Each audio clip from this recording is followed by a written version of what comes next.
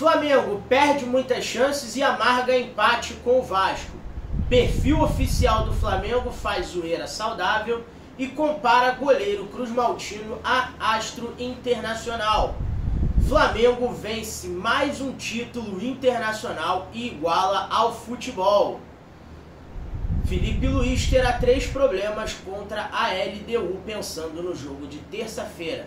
Flamengo pode perder a liderança do Campeonato Brasileiro. Fala galera boa, aqui é o Dieguinho Fly, esse é o canal Flamengo Novo e você é mais do que bem-vindo. Então já dá aquela moral pra gente, se inscreve no canal, ativa o sininho das notificações pra você não perder nada. Se ainda não for inscrito, compartilha também os vídeos pra ajudar a gente. E vocês deram uma resposta maravilhosa. Vocês ontem quase que dobraram o número de inscritos do canal Flamengo Novo nessa nossa remontada, nessa retomada. Vocês saltaram a gente de 49 para 83 inscritos até o momento da gravação desse vídeo. Quer me ajudar a bater 100? Bora? Conto com vocês, galera. Preciso muito do apoio de vocês mais uma vez. Então dá aquela moral aí, comenta bastante o que vocês acharam do empate do Flamengo ontem com o Vasco de 0-0 no Maracanã. Flamengo que fez aquela zoeira saudável no perfil oficial do Flamengo verificado, botou pro Léo Jardim, virou Neuer, exaltando a atuação do goleiro do Vasco, que foi o melhor em campo e evitou que o Flamengo vencesse a partida. O Flamengo que perdeu gols na cara com o Gerson pelo menos 3 vezes, teve uma cabeçada do Pedro que o Léo Jardim fez uma defesaça também, tivemos outras chances criadas, Michael perdeu, Cebolinha perdeu, mas o Vasco também perdeu 2 chances, uma que o goleiro Rossi fez uma grande defesa e para mim a melhor chance que o Vasco perdeu foi o balaço na trave, que estourou na trave do Paulo Henrique, lateral direito do Vasco, e acabou que esse 0-0 foi injusto pelos gols perdidos pelas 2 equipes, e o Flamengo merecia uma sorte melhor, mas pro Vasco, né galera, tá bom, um pontinho, eles não contavam nem em somar pontos nessa partida, então na disputa deles para não cair, eles somaram um ponto que os adversários não vão somar. E ainda pensando nesse jogo, o Flamengo tomou um prejuízo grande, porque o Flamengo pode perder a liderança hoje do Campeonato Brasileiro. O Palmeiras enfrenta o Fortaleza no Castelão às 18h30 e também às 18h30 o Fluminense pega o Vitória no Maracanã. E o Palmeiras tem 10 pontos com um jogo a menos e o Fluminense, perdão, tem 9 pontos com um jogo a menos e é o 3º colocado. Então são os times que podem ultrapassar o Flamengo na rodada. O Internacional jogou ontem com o Grêmio, empatou por 1-1 e não ultrapassa o Flamengo nesse momento. Então, o Flamengo, um dos concorrentes, já ficou para trás especificamente nessa rodada e o outro concorrente, ou os outros concorrentes jogam hoje no mesmo horário, 18h30, e um tem um jogo mais complicado, que é o Palmeiras, mas o Palmeiras sempre joga com 13, 14, tem uns que jogam com uniforme amarelo e não a camisa verde. A camisa verde está por baixo, vocês sabem do que eu estou falando. E o Fluminense tem Vitória, que vai jogar no Maracanã. É um jogo teoricamente mais fácil para o tricolor do Rio de Janeiro. Então vamos ficar de olho nessa questão aí, tá? Além disso, galera, o Flamengo não teve nenhum jogador saindo de campo lesionado na partida de ontem. Mas vai ter 3 problemas para a partida com a LDU, que é a próxima equipe que o Flamengo vai enfrentar na Libertadores da América. O jogo vai ser no Rodrigo Paz Delgado, estádio Casablanca, em Quito, a 2.850 metros acima do nível do mar. E por conta disso o Flamengo vai ter 3 problemas. O Alexandro, que se recupera de um edema na coxa, deve ser desfalque novamente, já foi desfalque no jogo com o Vasco de ontem.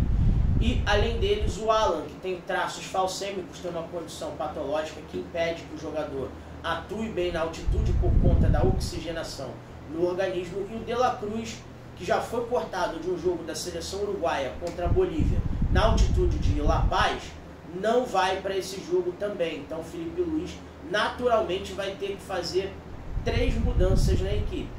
O Alan é reserva, mas poderia entrar titular nessa partida. Então além deles o Ayrton Lucas, que vai para o jogo normalmente, deve ceder a sua vaga ao Guilherme Varela, visto que na altitude é um jogo onde o Flamengo vai precisar se defender um pouco mais. Então o Varela deve ir na lateral esquerda. Falando em Varela, galera, Varela deve renovar o seu contrato com o Flamengo, já está em fase de negociação até 2027. O anúncio deve sair nos próximos dias. E o lateral que havia anunciado de maneira oficial que deixaria o Flamengo ao final do seu contrato, que se encerra no dia 31 de dezembro de 2025, pela importância e por vir jogando bastante com o técnico Felipe Luiz, vai ganhar a oportunidade de uma renovação com o Flamengo, visto a postura dele e do próprio staff, que estão mais abertos a essa possibilidade. Agora, a pergunta que não quer calar, eu quero deixar aqui para vocês 3 perguntinhas. Vocês renovariam com o Varela até 2027? Já é um jogador com mais de 30 anos, mas é um lateral que pode naturalmente e vai virar zagueiro no final de carreira. Vai, na bucha, renovaria com o Varela? Sim. Não para lateral, para zagueiro, né? Por causa da idade dele, né? É um lateral mais defensivo, então ainda cabe, né? É. Outra pergunta que eu quero deixar a vocês.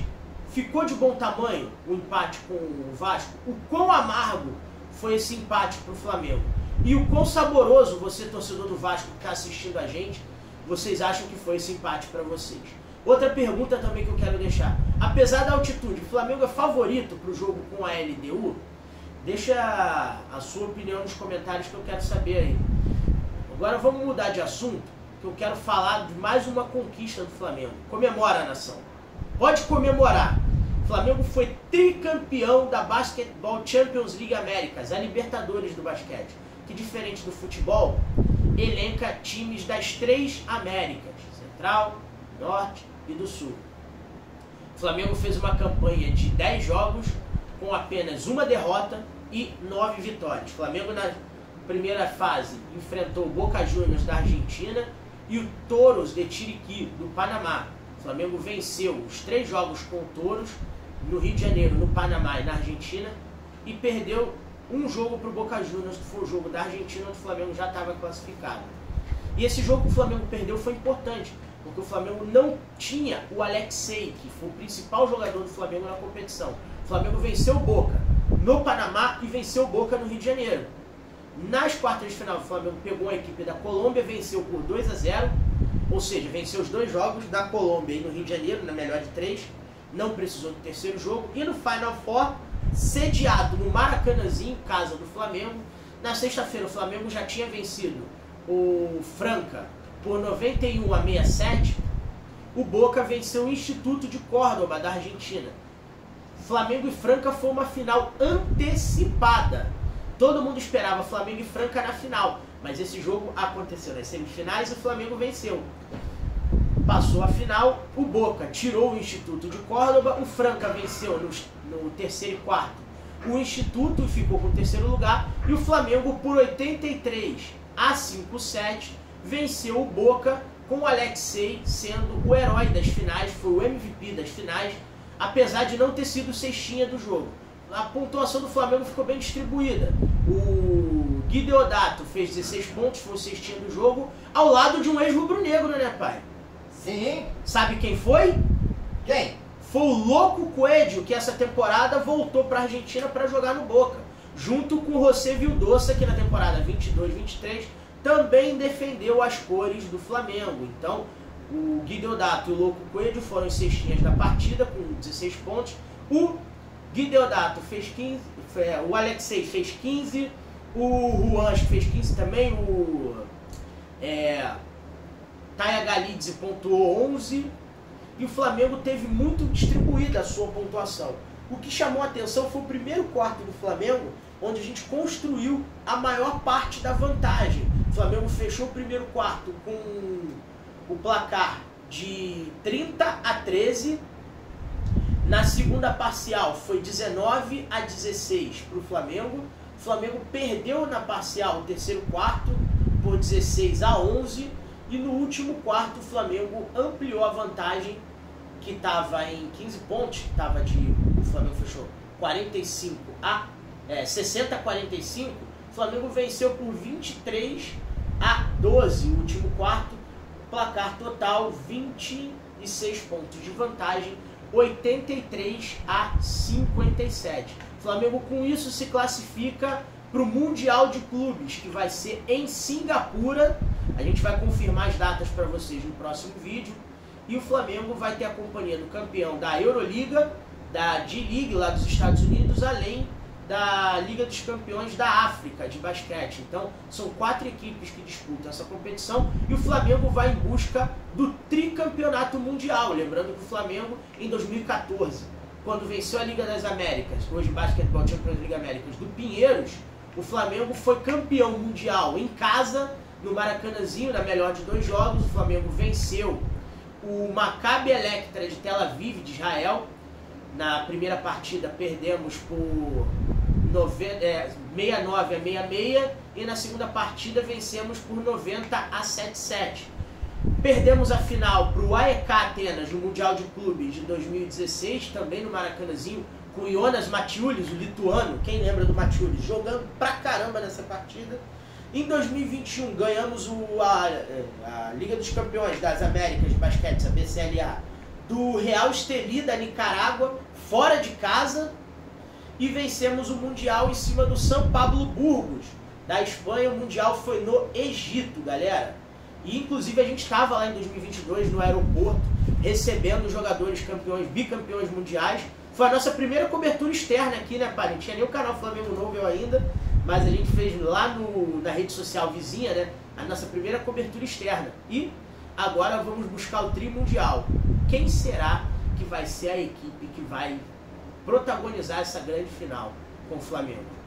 E cabe ressaltar aqui que o Flamengo mudou de técnico no meio da temporada. O Gustavo De Conte saiu e deu lugar ao argentino Sérgio Hernandes, que também é tricampeão pessoal da Basketball Champions League Américas e veio para vencer no Flamengo. Então, parabéns ao basquete, ao orgulho da nação que mais uma vez consegue uma conquista histórica dentro de casa com o nosso Mengão, tá certo, galera? Então, deixa aqui o seu comentário se você gosta que a gente traga as notícias do basquete, do futebol feminino, do futebol de base e de outros esportes do Mengão. Ficou de bom tamanho a vitória em cima do Boca Juniors? Quais foram os pontos altos e os pontos negativos dessa partida?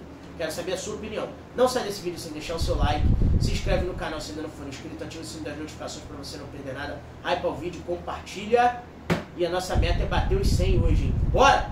Saudações rubro-negras.